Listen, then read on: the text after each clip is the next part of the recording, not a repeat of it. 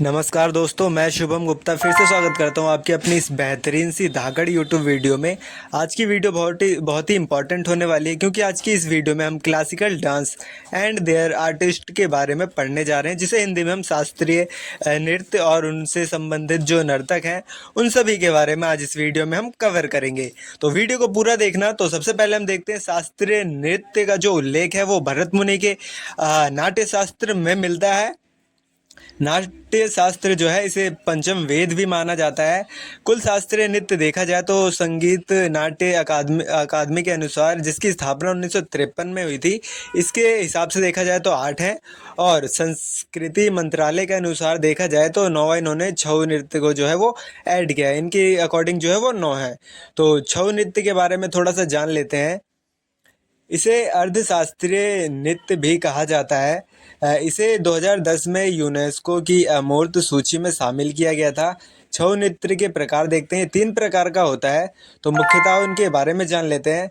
मयूर भंज छऊ जो कि ओडिशा में मनाया जाता है, सरायकेला छऊ जो कि झारखंड का है, पुरुलिया छऊ जो कि पश्चिम बंगाल का है। ये हमारा चैनल है एग्जाम्स वाला लड़का, इसको सब्सक्राइब कर लो, क्योंकि यहाँ पे आपको बहुत ही इंपॉर्टेंट वीडियो मिलती रहेंगी। तो आओ पहले शास्त्रीय नृत्य को हम याद कर लेते हैं इसी क्लास में, और उनसे रिलेटेड जो स्टेट हैं, जो राज्य हैं, उन्हें भी इस वीडियो में ही हम याद कर लेंगे। तो पहला है भरतनाट्यम तमिलनाडु का। दूसरा देखा जाए तो हमारा जो है वो ओडिशी है, जो कि ओडिशा से संबंधित है। ये दोनों सिमिलर हैं, तो ये याद ही हो गया होगा।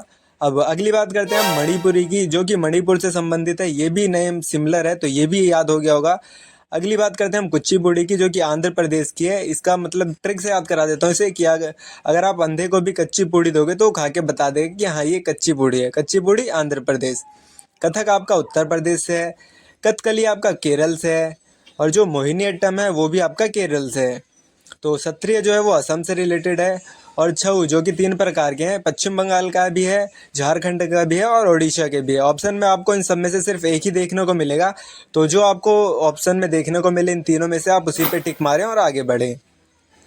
तो भरतनाट्यम के बारे में हम थोड़ा डिटेल में पढ़ लेते हैं। इसका जो प्राचीन नाम है वो सादरा अट्टम था। अन्य नाम इसका दारी अट्टम और अग्नि अट्टम भी कहा जाता है। इसकी जो जानकारी है वो अभिनय दर्पण, जिसके जो लेखक हैं वो नंद केसवर हैं, और शिल्पा कादिकराम इकला आदिकाल लेखक हैं। ये नृत्य मंदिरों को समर्पित है। शैव धर्म के विचारों की प्रस्तुति होती है इसमें, और इसका जो आरंभ है वो अलारीपुर में हुआ था। इसका अंत जो है वो तिल्लाना में होता है। इसे प्रथम शास्त्रीय नृत्य भी कहा जाता है। इसमें पहले 6 भाग शामिल होते हैं। तो आओ पहले 6 भागों को एक्सप्लेन करता हूँ आपको कौन कौन से हैं।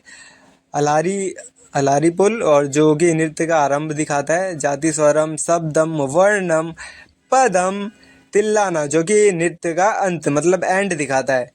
इस जो नृत्य में है, इसमें 3 उंगलियों को जोड़कर ओम का निर्माण किया जाता है, मतलब हाथों से ओम को बनाया जाता है। तो इनसे रिलेटेड जो प्रमुख कलाकार हैं उन्हें देख लेते हैं हम। कोमल वर्धन, मीनाक्षी श्रीवास्तव, चंदम मीनाक्षी, ये सारे जो इंपॉर्टेंट हैं ये आप खुद पढ़ लेना। अगर इतना बताऊंगा तो वीडियो काफ़ी लंबी हो जाएगी।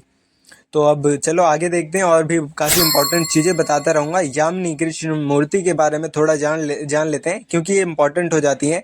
इन्हें 3 पुरस्कार मिले हैं। पद्मश्री 1968 में, पद्म भूषण 2001 में, पद्म विभूषण और 2016 में। ये इंपॉर्टेंट है, इन्हें पढ़ के जाना, क्योंकि यहाँ से आने के काफ़ी चांसेस हैं। इनकी जो आत्मकथा है वो आ पैशन फॉर डांस, और ये तमिलनाडु से संबंधित है। शास्त्रीय नृत्य जो है भरतनाट्यम एवं कुचिपुड़ी से संबंधित है। ये भी इंपॉर्टेंट है, इसे जरूर याद करके जाना। सोनाल मानसिंह के बारे में जानते हैं। इन्हें 2 पुरस्कार मिले हैं। पद्म भूषण 1992 में, पद्म विभूषण 2003। सबसे कम उम्र में पद्म विभूषण इन्हें मिला था। तो शास्त्रीय नृत्य देख लेते हैं जिससे संबंधित है, वो है भरतनाट्यम और ओडिशी।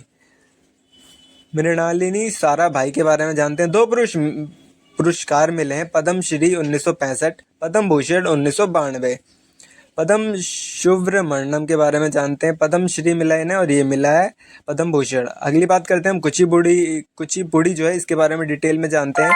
ये सारे जो यामिनी कृष्ण मूर्ति और लक्ष्मी नारायण शास्त्री, ये सारे इंपॉर्टेंट हैं। इन सबको याद करना, यहाँ से क्वेश्चंस आने के बहुत ही हाई चांस हैं।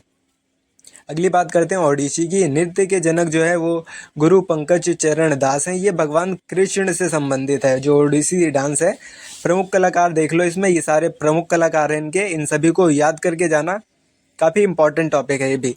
मणिपुरी के बारे में जान लेते हैं। ये वैष्णव संप्रदाय से संबंधित है। भगवान श्री कृष्ण के बाल्यकाल से संबंधित कहानियां दर्शाई जाती हैं इसमें। प्रमुख कलाकार नयना झावेरी, स्वर्णा झावेरी और रंजना झावेरी हैं। झावेरी बहनें जिन्हें कहा जाता है वो मणिपुरी डांस से संबंधित है। इंपॉर्टेंट है, एग्जाम्स वाला लड़का सब्सक्राइब करना मत भूलना, फिर बता दे रहा हूँ। तो अब आगे देखते हैं हम, बहुत ही इंपॉर्टेंट है। मैप के थ्रू आपको चलो एक बार पूरा रिवाइज करा देता हूँ क्या क्या करा है इसमें। तो भारत के शास्त्रीय नृत्य जो कि काफ़ी इंपॉर्टेंट है इन सभी एग्जाम्स के लिए, एसएसबी हो गया, एनडी हो गया, यूपीएससी, एसआई, जीडी और एनटीपीसी वगैरह, रेलवे के जितने भी एग्जाम जहाँ स्टैटिक जी के आते हैं उन सभी के लिए इंपॉर्टेंट है।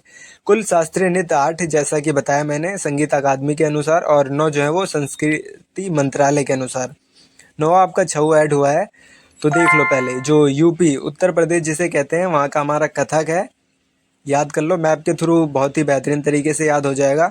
और अगली बात करते हैं मणिपुरी की, जो कि हमारा मणिपुर स्टेट से रिलेटेड है।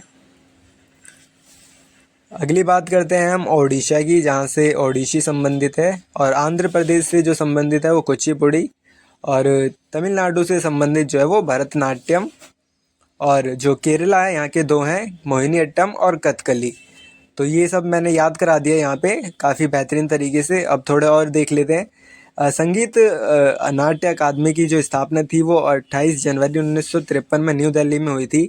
छऊ के 3 प्रकार हैं, मयूरभंज, सरायकेला छऊ और पुरुलिया छऊ, जो कि ओडिशा का, झारखंड और वेस्ट बंगाल का है।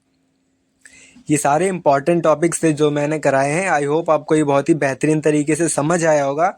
और जो अगर समझ में ना आया हो कमेंट में मैसेज ड्रॉप कर देना, मैं बता दूंगा। और अगर इस पूरी क्लास की आपको पीडीएफ चाहिए तो कमेंट में आप पीडीएफ लिख देना, मैं आपको पीडीएफ जो है वो शेयर कर दूंगा। और ये ऐसी स्टैटिक जीके की क्लास देखते रहने के लिए हमारी जो वीडियोज़ से जुड़े रहिए। तो वीडियो को बिना लंबा खींचे यहीं पे ख़त्म करते हैं। Thank you guys.